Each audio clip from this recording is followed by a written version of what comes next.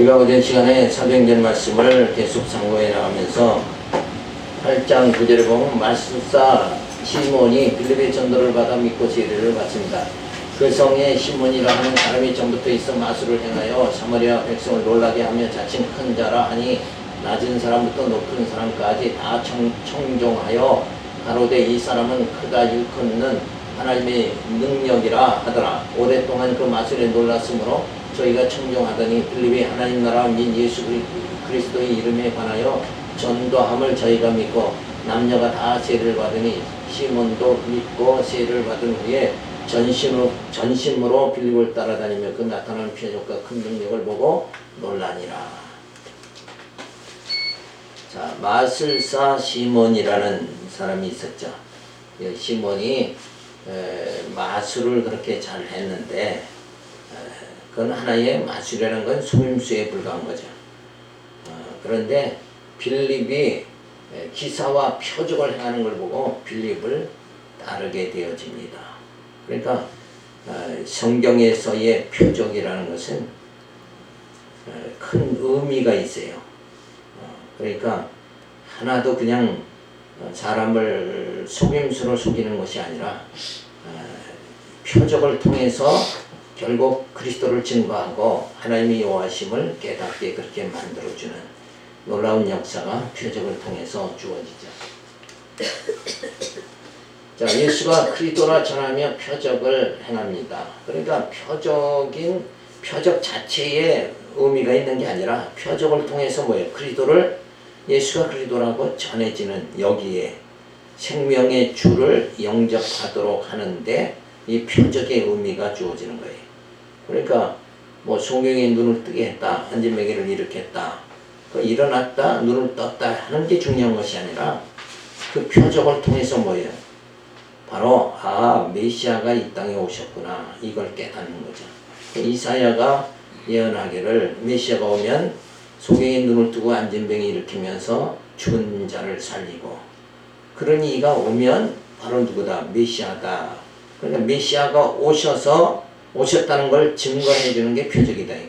그럼 그 예수님이 오셔서 하는 일이 뭐냐? 우리에게 생명과 빛을 주시는 겁니다. 그래서 죽었던 영을 살려가지고 이제는 성령으로 다시 오셔서 교회를 세워서 말씀으로 양육무장 투쟁 승리하게, 그래서 신령한 몸으로 신령한 나라에 들어가도록 그렇게 역사하시는 그 모든 하나님의 섭리가 결국은 하나님의 언약은 누구를 통해서 성취되는 거예요? 예수를 통해서 성취가 되어진다. 그러니까 그 하나님의 모든 역사와 인생을 향한 하나님의 섭리가 결국은 뭐예요? 예수를 통해서, 성령을 통해서 다 성취가 되어진다. 그래서 하나님의 그 언약과 모든 것은 인간으로서는 그걸 알 수도 없고 그걸 깨달을 수도 없는 거예요. 근데 성령이 오셔서 죽었던 자를 예수님이 오셔서 살려놓으니까 이제는 육체가 아니라 영으로 살게 되니까, 그리고 성령이 오셔서 이 계시의 말씀을 깨닫게 하니까 이제는 듣는 귀가 열리게 되어지는 거죠. 자, 그래서 말씀을 통해서 하나님이 살아계심을 깨닫는 거다.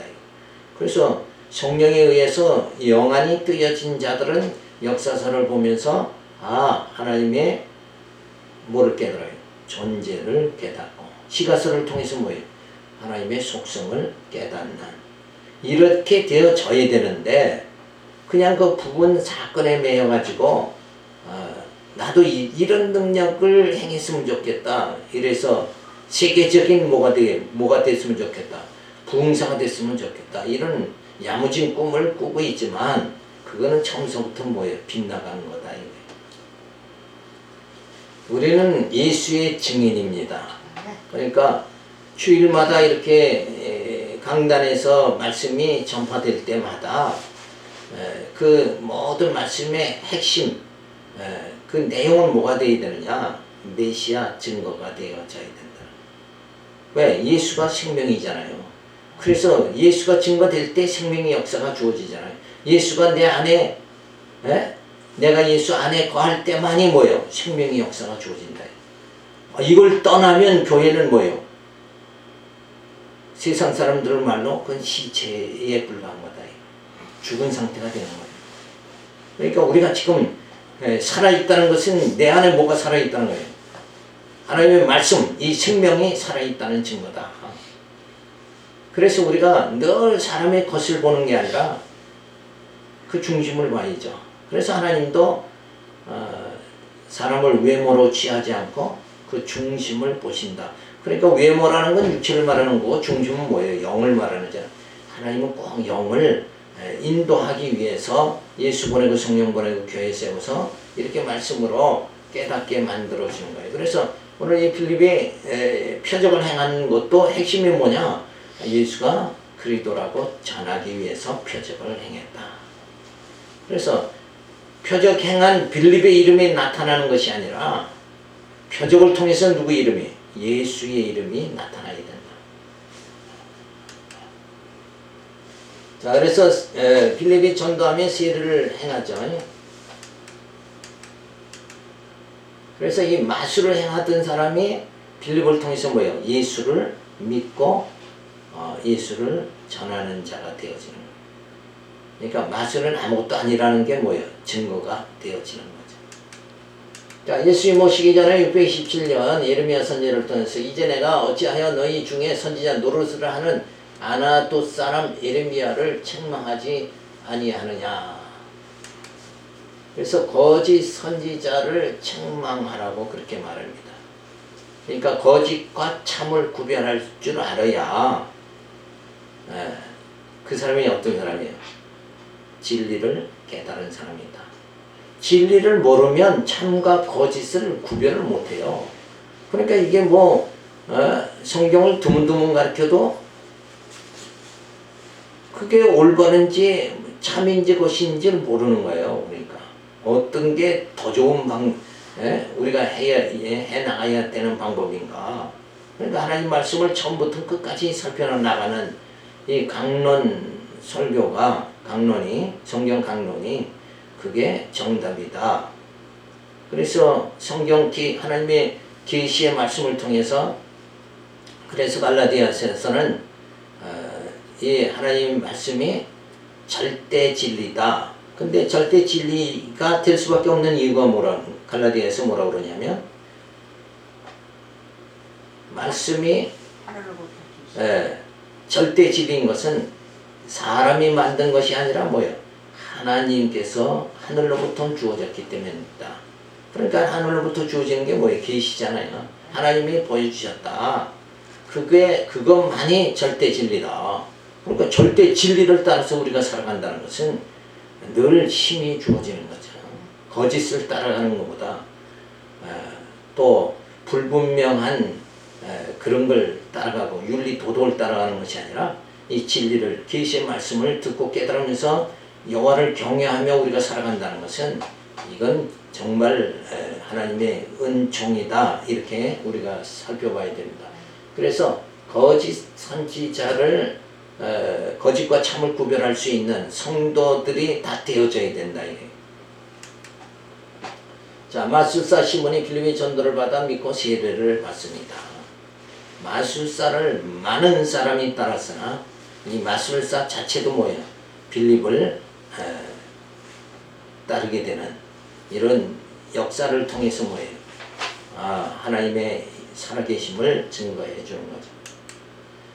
자, 그래서 마술을 행하여 유명해진 시몬이 빌립의 표적을 보고 믿게 되어집니다. 그러니까 마술은 거짓이죠. 가짜.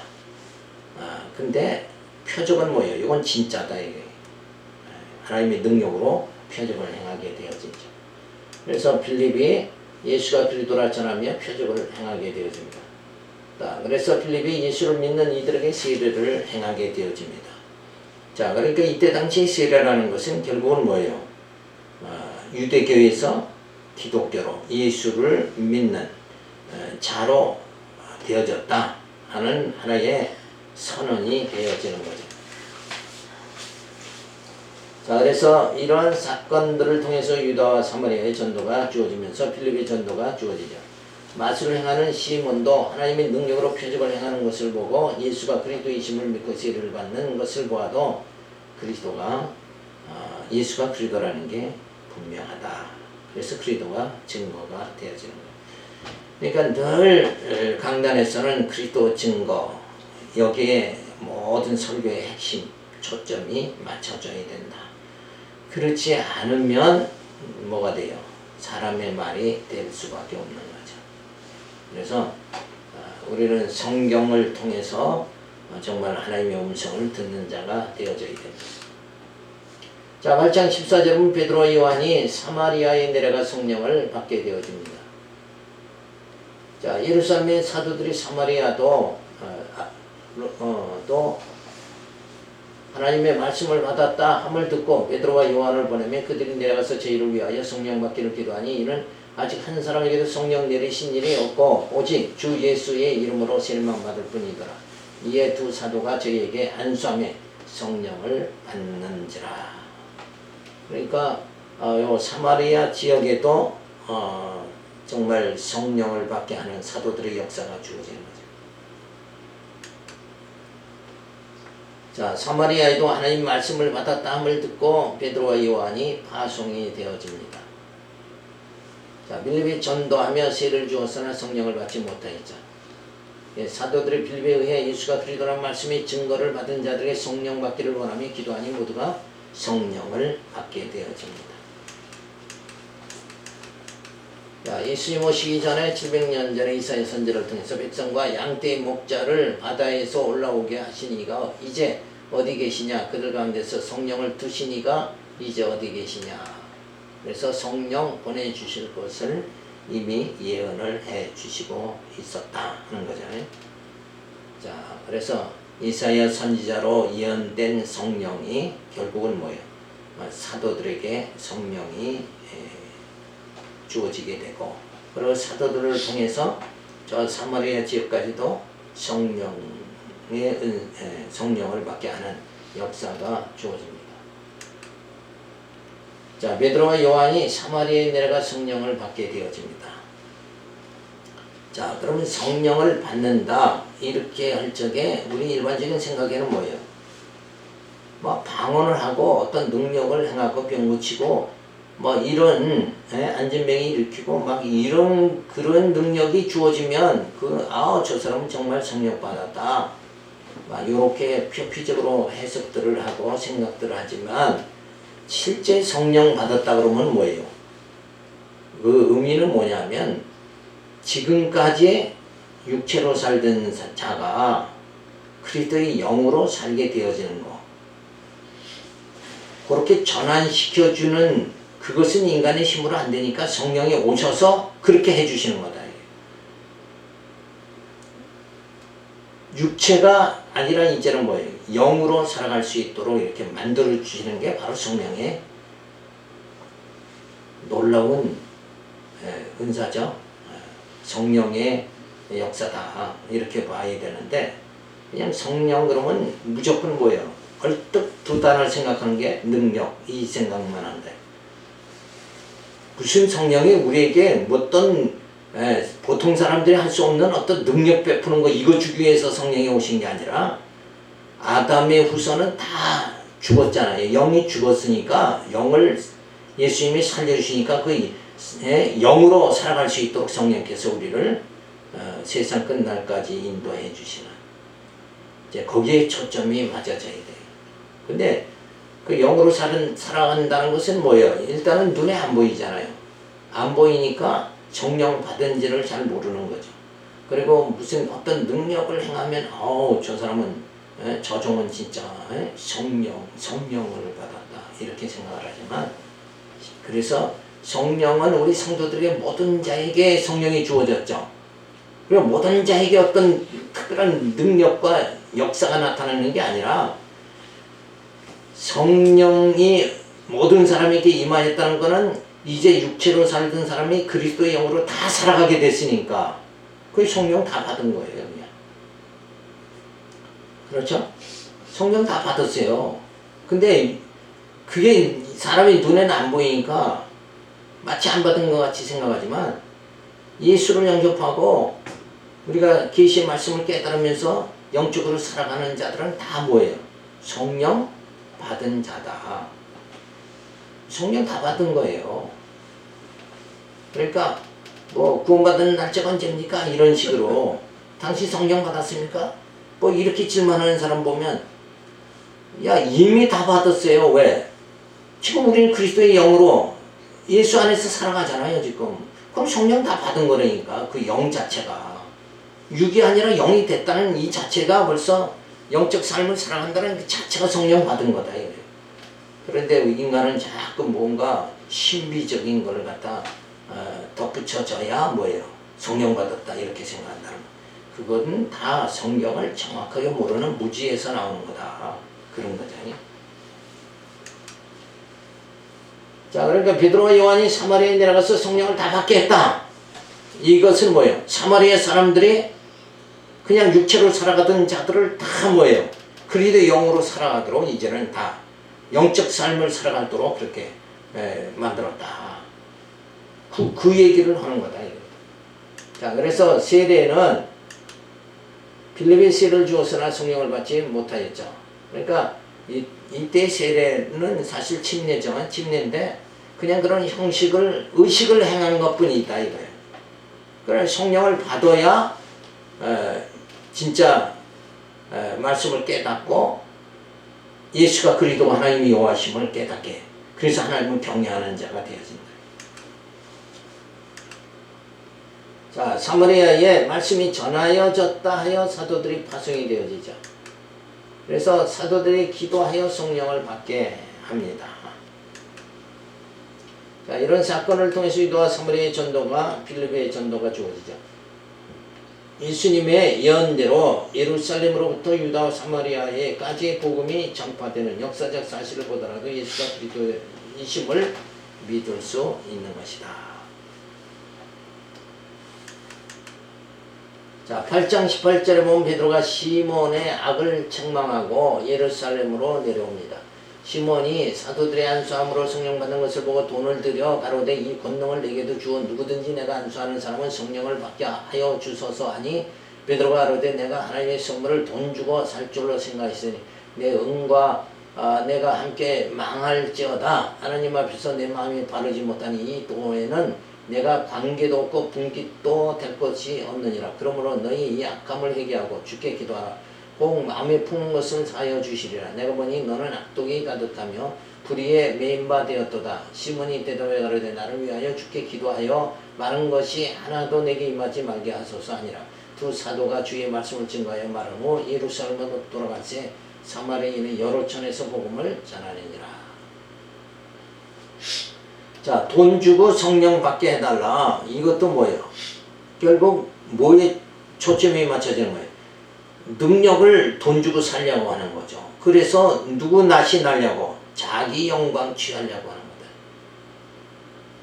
그러니까 성령 받으면 어떻게 살아야 돼요?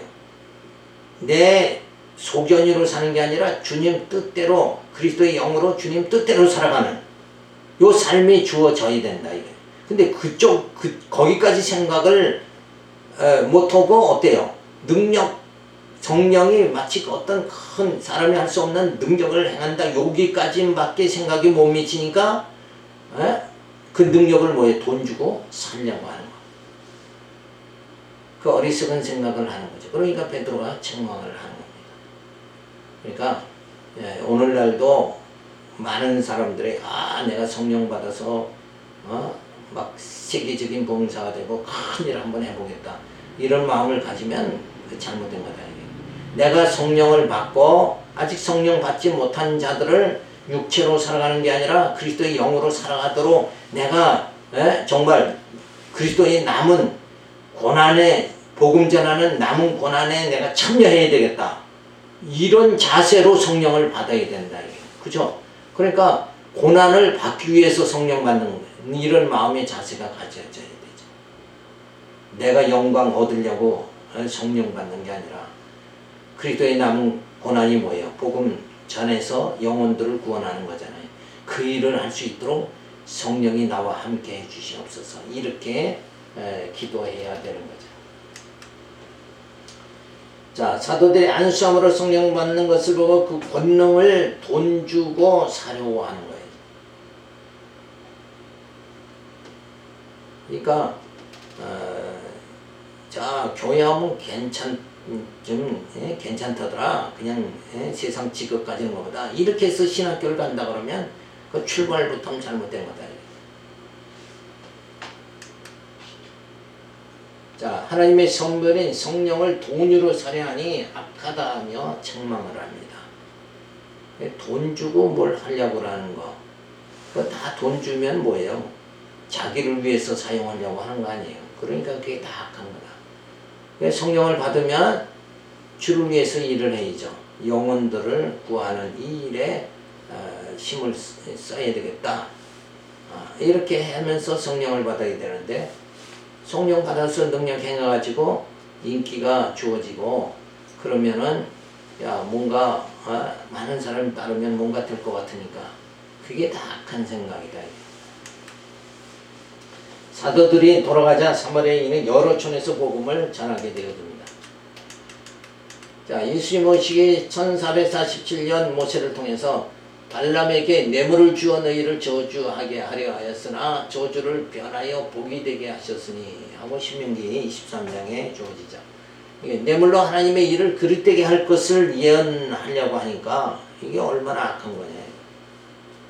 자, 이런 일에 신약에도 성령을 돈 주고 성령의 능력을 돈 주고 살려고 하는 거. 구약에서는 뇌물을 주고 뭘 하려고 하는 거. 이런 것들이 다 근본적으로 잘못됐다는 거죠. 베드로가 시몬의 악을 책망하고 예루살렘으로 내려옵니다. 자, 성령 받게 하는 능력을 돈으로 사려고 하죠. 자, 그러니까 성령 받게 하는 것을 능력을 돈 주고 사면 또 그 사람은 어떻게 하겠어요? 다른 사람에게 돈 주고 또 팔겠죠? 장사꾼은 되겠다는 얘기밖에 안 되잖아요. 그러니까 영혼을 사랑하는 그래서 성령께서 땅끝까지 복음을 전하는 것은 영혼을 구원하려고 하는 이런 그 중심에서 벗어나면 안 되는 거죠. 그래서 하나님의 선물을 돈으로 사려는 것은 악하다 하며 책망합니다. 성령 받는 것도 뭐예요? 하나님의 선물이다. 그런 거지. 선물이다는 건 뭐예요? 내 노력과 공로로 주어지는 건 아니다. 그런 말이잖아요. 애쓰고 힘쓴다고 성령 받는 것이 아니라 진짜 우리가 하나님의 뜻이 무엇인가를 살펴서 그 일을 하기를 소원하면 성령께서 함께 해주시는 거다. 그래서 저주가 임하지 않게 해달라고 요청을 합니다. 시몬이 돈 주고 살려왔던 악한 그 일 때문에 혹시 저주를 받을까 염려가 돼서 저주는 안 받게 해달라고 그렇게 하죠. 자, 이런 사건들을 통해서 유다 사마리아 전도가 빌립의 전도가 주어집니다. 요즘도 헌금하고 능력을 받아서 유명한 자가 되려고 하는 어리석은 자들이 있으나 성령을 받는 것은 하나님의 선물이니 정욕으로 구하면 안 된다.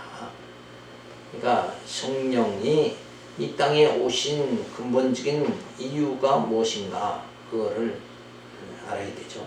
예수님이 이 땅에 오신 이유는 죽은 자 살리려고 오신 것이다. 그러니까 죽어야 산다는 걸 겉사람이 죽고 속사람이 산다는 거, 육체가 죽고 영으로 산다는 거, 이걸 깨닫기 위해서 예수님이 오신 거 아니에요. 그래 죽은 자 살리시고 성령께서는 뭐예요? 죄 가운데 거하지 않도록 우리를 세상 끝날까지 보호해 주시는, 인도해 주시기 위해서, 그래서 이제 그 죄와 죄 가운데 살지 않도록 하기 위해서는 우리에게는 뭐예요? 우리의 본능으로 주어지는 이 죄성들을 발작이 안 되도록 그렇게 했죠. 그래서 성령께서 성령의 능력으로 우리 속에 있는 말씀을 깨닫게 해서 우리 속에 있는 육신의 소욕을 뭐예요? 점점 소멸시켜 나가서 정말 신령한 몸, 부활의 몸을 입도록 그렇게 만들어 가시는 그런 사역이 주어집니다.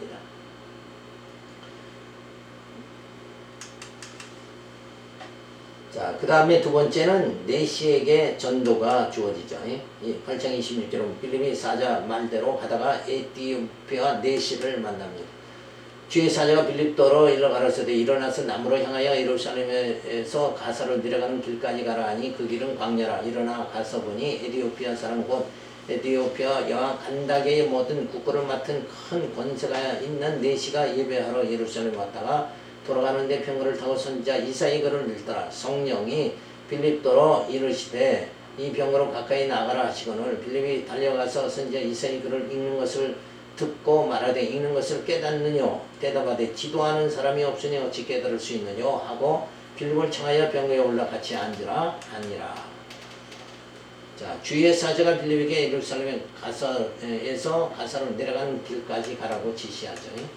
에디오피아 여왕 간다게 국고를 맡은 내시가 이사이 글을 읽고 있죠.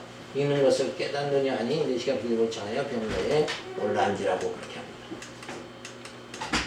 자, 예수님이 오시기 전에 700년 전에 이사야 선지자를 통해 나의 언약을 굳게 잡는 고자들에게는 내가 내 집에서 영원한 이름을 주어 끊어지지 아니하게 할 것이요. 그래서 고자가 사실은 내시죠. 내시에게 구원이 주어질 것을 이렇게 예언을 해 주십니다.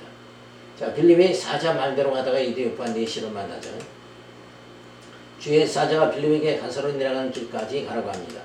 내시가 큰 권세를 가진 내시가 이사이 글을 읽고 있죠. 빌립이 가까이 가서 깨닫느냐 하니 병거에 타라 그렇게 되어집니다. 유다와 사마리아 전도, 빌립이 전도가 주어지고 사마리아의 전도가 되어지는 것을 보면 예수가 그리스도이심을 알 수가 있고 메시아를 보내주신 하나님의 여호와심을 알 수가 있는 것입니다. 오늘 여기까지 우리가 살펴보면서 진짜 이 내시가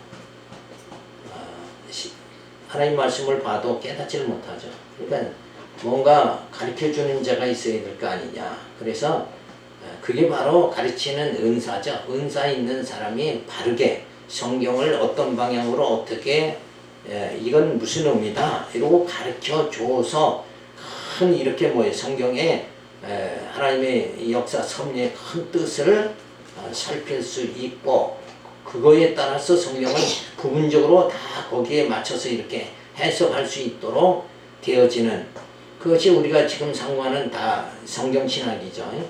이 성경 신학의 체계로 성경을 보지 않는다 그러면 다 부분적으로 보다가 결국은 사람의 생각이 사람의 해석 방법이 자꾸 들어가다 보면 하나님의 계시의 말씀이 아니라 사람의 말이 첨가가 자꾸 되는 그렇게 되다 보면 말씀을 올바르게 깨닫지 못하고 영이 뭐예요? 그런 말씀을 자꾸 듣다 보면 영이 자라지를 못하는 거죠. 그래서 우리가 성경을 올바르게 본다는 거 이거는 올바르게 가르치는 자가 있어야 또 올바르게 볼 것이 아니냐. 그래서 우리가 이 땅에서 살아갈 때는 이게 가장 큰 문제죠. 바른 목회자를 만나서 바르게 성경을 깨닫고 하나님의 음성을 깨닫고 영적으로 살아갈 수 있다 그러면 그것이 가장 귀한 일이다. 이렇게 생각을 해야 됩니다.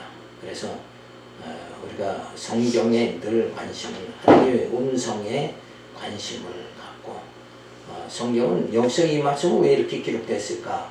이렇게 생각들을 좀 해야 되는데 그냥 앉아서 목사는 설교하고 듣는 사람은 그냥 지금 목사님이니까 하나님 말씀 하는 거다. 통째로 그냥 하나님 말씀 하는 거다. 이렇게만 알고 그러다 보면 뭐예요? 본인에게는 아무 상관이 없는 것이 돼버리고 마는 거죠. 그러니까 한 말씀이라도 뭘 생각해요?